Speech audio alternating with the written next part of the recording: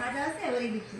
ಆದ್ದರಿಂದ ತಮ್ಮ ಪಾಶ್ಚಾತ್ಯ ಶಿಷ್ಯರ ನೆರವಿನಿಂದ ಅವರು ಹಿಮಾಲಯದ ಮಾಯಾವತಿ ಎಂಬಲ್ಲಿ ರಾಮಕೃಷ್ಣ ಅದ್ವೈತಾಶ್ರಮವನ್ನು ಸ್ಥಾಪಿಸಿದರು. ಇದು ನಿಮಗೆ ಸ್ವಾಮೀಜಿಗಳು ಮಾತಾಜಿಗಳು ಅಲ್ಲಿಗಲ್ಲಿಗಲ್ಲಿಗೆ ಹೋಗೋಗೋ ಬರ್ತಾ ಇದ್ರೆ ಅದನ್ನು ಎಲ್ಲಿ ಒಂದು ಕಡೆ ನಿಂತು ಹಿಂಗೆ ಬೋಧನೆ ಮಾಡೋಕ್ಕಾಗುತ್ತೆ? ಇದಕ್ಕೆಲ್ಲ ಸಾಧನೆ ಒಂದು ಮಠ, ಒಂದು ಸ್ಥಳ ಬೇಕು ಅಂತ ಹೇಳ್ಬಿಟ್ಟು ಅಲ್ಲಿ ಹಿಮಾಲಯ ಪ್ರದೇಶದಲ್ಲಿ ಮಾಯಾವತಿ ಅದ್ವೈತಾಶ್ರಮ ಅಂತ ಒಂದು ಆಶ್ರಮ ಕಟ್ಟಿದೆ. ಅರ್ಚನೆ ನೈವೇದ್ಯಾದಿಗಳು ಯಾವುವೂ ಇರಬಾರದು. ಅಷ್ಟೇ ಅಲ್ಲ, ಯಾವ ದೇವಿಯರ ಭಾವಚಿತ್ರವೂ ಶ್ರೀರಾಮಕೃಷ್ಣರ ಪಟ ಕೂಡ ಇರಬಾರದು ಎಂದು ಸ್ವಾಮೀಜಿಯವರು ಇಚ್ಛಿಸಿದ್ದರು. ಮತ್ತು ಹಾಗೆಯೇ ಸ್ಪಷ್ಟ ಆದೇಶವನ್ನು ಇಟ್ಟಿದ್ದರು.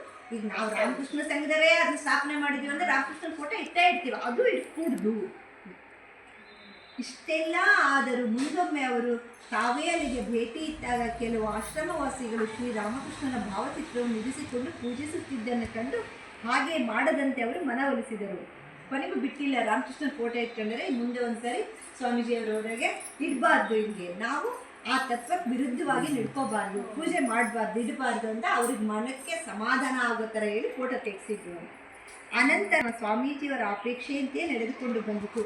ಆದರೂ ಆಶ್ರಮವಾಸಿಗಳಲ್ಲಿ ಕೆಲವರಿಗೆ ಒಂದು ಸಂಶಯವಿತ್ತು.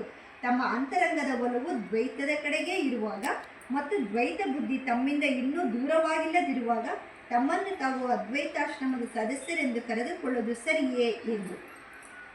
ಸ್ವಾಮೀಜಿಯವರು ದೇಹವನ್ನು ತ್ಯಜಿಸಿದ ಮೇಲೆ ಒಮ್ಮೆ ಸ್ವಾಮಿ ವಿಮಲಾನಂದರು ತಮ್ಮ ಈ ಸಂಶಯವನ್ನು ತಮ್ಮೆಲ್ಲರ ಪಾಲಿನ ಜೀವಂತ ದೇವರಾದ ಶ್ರೀಮಾತೆಯವರ ಮುಂದಿಟ್ಟು ಪತ್ರ ಬರೆದರು ಮತ್ತು ಶ್ರೀಮಾತೆಯವರು ತಮ್ಮ ಅಭಿಪ್ರಾಯವನ್ನೇ ಸಮರ್ಥಿಸುತ್ತಾರೆ ಎಂದು ನಿರೀಕ್ಷಿಸಿದ್ದರು.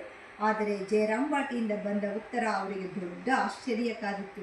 ಶ್ರೀಮಾತೆ ಪತ್ರ ಹೀಗೆ ಬರೆದಿದ್ದರು: ಸ್ವಾಮೀಜಿ ಆ ಥರ ಎಲ್ಲ ಹೇಳಿ ಅಂದರೆ ಬೇಕಾಗಿಲ್ಲ, ನೀವು ಅದ್ವೈತಗಳೇ, ನೀವೇನು ಬೇರೆ ಅಲ್ಲ, ನೀವೆಲ್ಲ ಇದಕ್ಕೆ ಸಂಶಯ ಪಟ್ಕೋಬೇಡ್ರಿ ಅಂತ ಶ್ರೀಮಾತೆಯವರು ಅವ್ರಿಗೆ ಉತ್ತರ ಕೊಟ್ಟರು.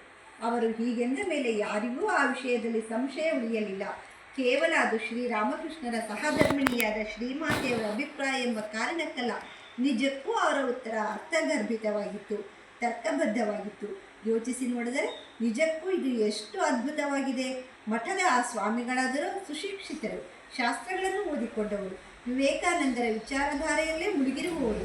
ಅವರಿಗೆ ಹೋಲಿಸಿದರೆ ಶ್ರೀಮಾತೆಯವರು ಅನಕ್ಷರಸ್ಥರೇ. ಇನ್ನೂ ವಿವೇಕಾನಂದರಾದರೂ ಈ ಅದ್ವೈತ ಆಶ್ರಮದ ತತ್ವಗಳನ್ನು ಶ್ರೀಮಾತೆಯವರೊಂದಿಗೆ ಚರ್ಚಿಸಿದ್ದಿರುವ ಸಾಧ್ಯತೆಯೇ ಇಲ್ಲವೇ ಇಲ್ಲ ಎನ್ನಬೇಕು. ಎಲ್ಲಕ್ಕಿಂತ ಗಮನಾರ್ಹವಾದ ಅಂಶವೆಂದರೆ ಶ್ರೀಮಾತೆಯವರು ಜಪವೇ ಮೊದಲಾದ ಭಕ್ತಿ ಸಾಧನೆಗಳ ಬಗ್ಗೆ ಬೋಧಿಸುವುದನ್ನು ಕಾಣುತ್ತೇವೆಯೇ ಹೊರತು ಯಾರಿಗಾದರೂ ಅದ್ವೈತ ತತ್ವಗಳನ್ನು ವಿವರಿಸಿದ್ದನ್ನಾಗಲಿ ಆ ಸಾಧನೆಯಲ್ಲಿ ಮಾರ್ಗದರ್ಶನ ಮಾಡಿದ್ದನ್ನಾಗಲಿ ಕಾಣುವುದಿಲ್ಲ.